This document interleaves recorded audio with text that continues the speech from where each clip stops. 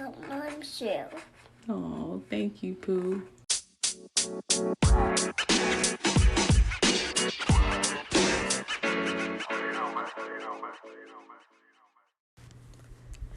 Hey everybody, welcome to another episode of Journey from Infertility. It's your girl Lindsay. I just want to say that this week has been so long. We just celebrated Labor Day. My daughter just had her third birthday, which she enjoyed. She knows that she's 3. She sang, she danced, she played until she passed out.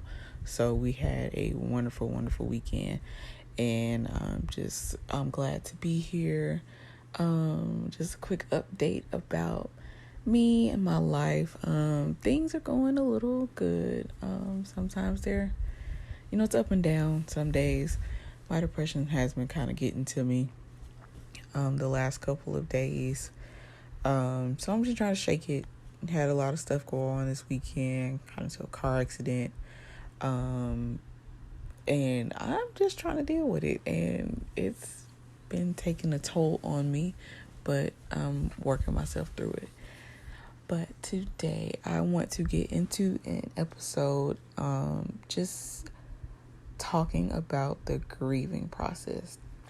I was on Instagram, of course, my usual late night scrolling. This is usually where I get my inspiration for my episodes.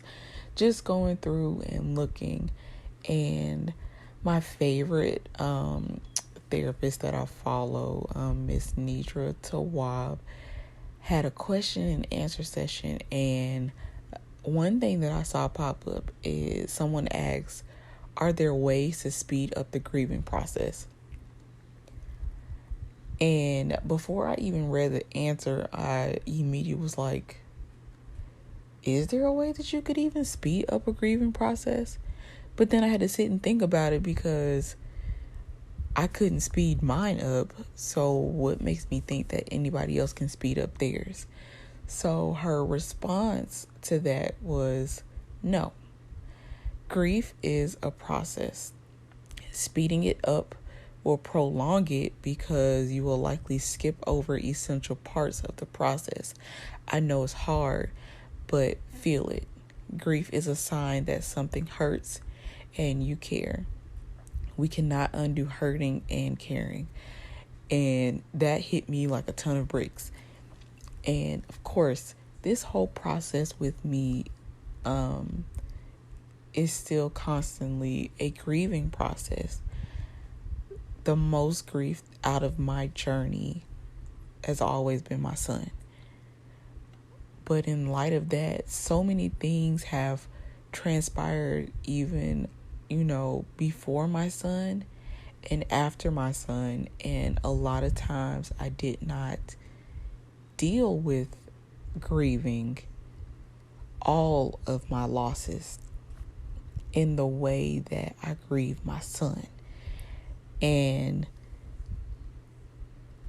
each loss was something different. It was always in a different time in my life. And again, I don't think I took as long to grieve on it because I spent so much time trying to speed up that process that she's referring to, and not dealing with it in a way, or even dealing with it in a healthy way, because like my first miscarriage before my son, like I still did not grasp the concept of what happened. I knew that, I had to go in, I had to go have a DNC to get this baby removed, and I did not really grieve that process because by the time that happened, I found out that I was pregnant again, and it immediately just went away. But, in my mind, it went away, but it really didn't, because it manifested in my pregnancy with my son. Like, I would worry about things, and I didn't let it consume me, but it was a part of my pregnancy. And then when I turn around and I lost my son, I think it made it even worse for me, because that wasn't something that I was expecting. It wasn't something that I was taught to do. But when I lost my son, I was still grieving even the loss of other people. And I can't even remember if I even said this, that when I lost my son, I lost my son in April of 2009. I lost my grandfather in December of 2008. And then I lost my uncle March of 2009. So I literally have been grieving throughout my pregnancy and not even recovering from just losing my grandpa, who I just started a relationship with and was getting to know, and he was getting excited about meeting his grandson, and then I lose him. And then one of my favorite uncles, who I love dearly, passed away unexpectedly in the same quickness as my grandfather did. So it was like within months of me losing two people and two men who I wanted my son to know, who I wanted him to love. I lost two people in that process. And honestly, I don't even think I had time to grieve them enough, because beginning of March, I lost my uncle. And then by the end of April, I lost my son.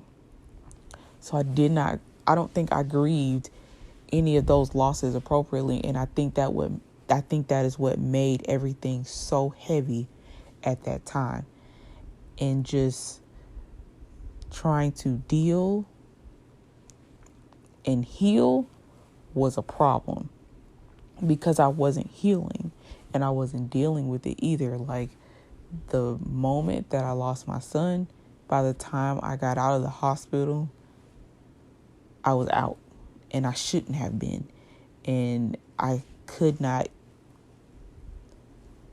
get anyone to make me be still and to grieve, because like the day I came home, nobody took all the stuff out of my room, and I wasn't ready to deal with that.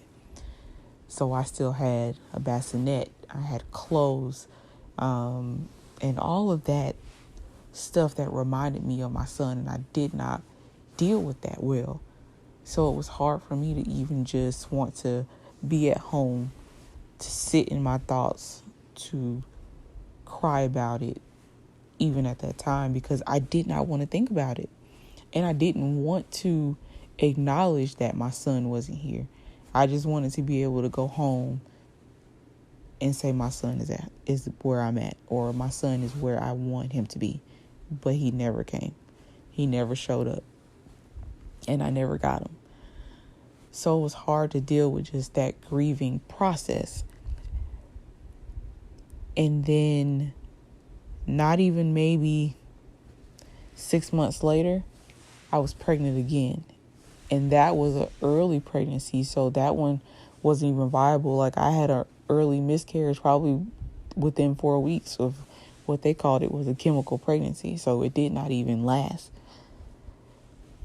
And I wanted that baby, just got excited. As soon as I find out that I'm pregnant, I lost that baby. And then I wasn't pregnant again for years after that. And I just, even still in between that time, I don't feel like I was able to still grieve properly, even in those years that I wasn't trying. There was a lot of things going on in my life that I just couldn't deal with. And even then, like I said, I don't even think I attempted to grieve properly. Like, I know I spent majority of my time, I cried every day, at least once, every day. It didn't matter if I was at work, in my car, in the shower, at lunch, walking somewhere, I cried at least once a day. But I don't still think that was me grieving. It was just me hurting. And it's still hard even to this day, even with my kids being here, with my rainbow babies being here. It's still hard to grieve because I want my son here with his little sisters. But I can't get them. But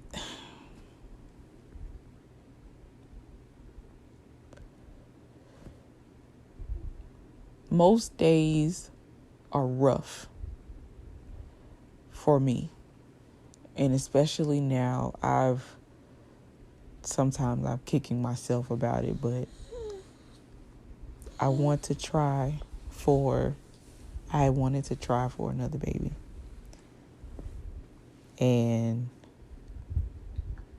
But then again, I didn't, because I feared getting pregnant again. And then I feared getting pregnant with a son and being afraid that I would hold him with some very unrealistic expectations of being Isaiah. That was my biggest fear with the pregnancy of both of my kids. Is not that I wouldn't want a boy, but I would be afraid of what my mind is capable of in having him here, because Isaiah is not here.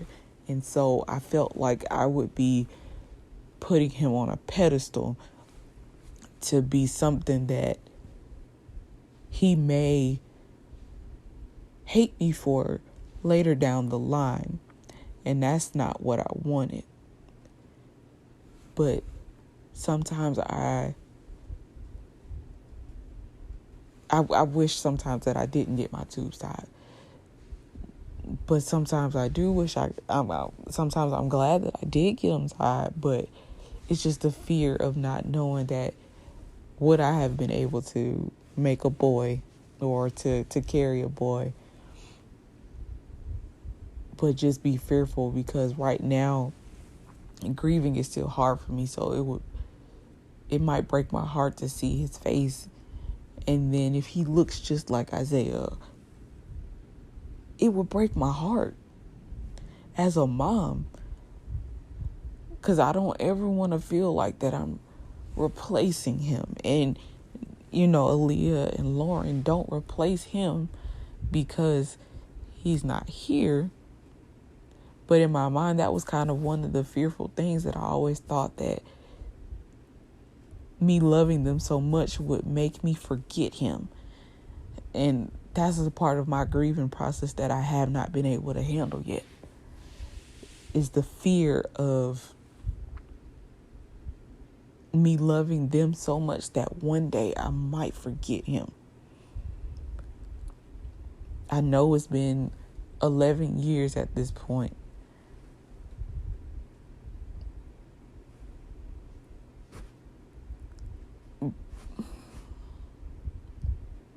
But I'm afraid that one day I might forget. I'm afraid that I might forget him. And I don't want to. And, that's another thing too, is that even with them, my kids, I don't want to hold them on this pedestal so high that I have some unrealistic expectations on them also, because he's not here. And so that is still part of my grieving process. So 11 years down the line, there is no time frame for grieving. And that's not even just with me losing all my kids. It's with anyone. I've lost a lot of people in my life that I've never been able to mend relationships with, or there wasn't enough time to deal with it or to deal with their loss. And it was it was so much for me. Like, even at the point that, when I was pregnant with Lauren, I lost my aunt prior to, and then shortly after, I lost another woman who was like an aunt to me. And I fear pregnancies because every time that I give birth, I lose someone close to me. Just like when I had Aaliyah. I had Aaliyah and I lost my grandfather. I was pregnant with Aaliyah and I lost my aunt. I couldn't do any more losses. I can't do any more losses. And that's part of this grieving process with me, is that it's so hard because I've lost so many people in my life that I hold so dear, and it's hard for me to grieve people anymore. Like I don't know if I can go to another funeral. I don't know if I can go to another wake. I'm tired of seeing people die. I'm tired of planning funerals. I'm tired of going to funerals. I'm tired of the sad songs. I just don't want to grieve anybody anymore, but it's a process and you have to, because if you don't, like she said, if you're going to try to make it go any quicker than what it is, you're going to prolong it because it's going to make it worse. You speed it up or you don't do it. It hurts longer and it hurts more in the long run. And that's what I've experienced, but I still cannot properly grieve people. I can't properly grieve people. I get tired of grieving sometimes. But there's no time limit and there's no time restraint on grief. So don't let anybody tell you that you can't grieve or you need to hurry up and grieve. You just got to do it. And you do it in your own time. And you do it at your own pace. And you do it at whatever way that you want to. Just be aware of what goes on in that time of grief, that you get to where you got to get to. Just do your best to get to the point where you're okay. And that's all that matters. Nobody else matters in regards to that. It's what you feel, when you feel it, whenever you feel it. So I'm going to leave you here. I got to start. I need to go to bed because this is late. The baby, of course, is right beside me. So I'm trying my best not to wake her up, but she's moving around. But I'm going to leave you here. I'm preparing for birthdays once again. I got Aaliyah's first birthday on the 13th. And then my bonus daughter 7, her 18th birthday is on the 18th for her golden year. So I have a lot to celebrate. I have a lot to do, but we're going to get through it. So I'll leave you here and I'll see y'all next time. Peace.